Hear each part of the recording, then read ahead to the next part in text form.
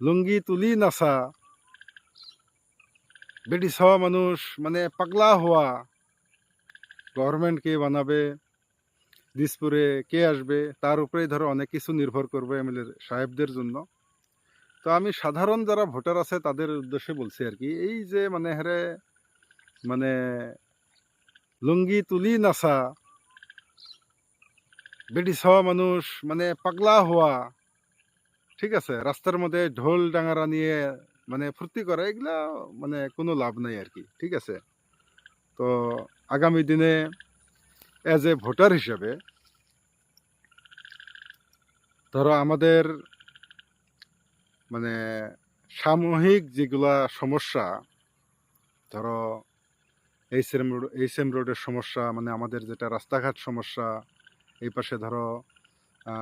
আসাম মেঘালয় বা মানকাসর মেঘালয় যেটা মানে সমস্যা চলছে, সেই জিনিসগুলা কিভাবে ধরো আগামী দিনে ভালো হয়, সেই জিনিসগুলো একটু মানে চেষ্টা করা লাগবো। আর যারা ধরো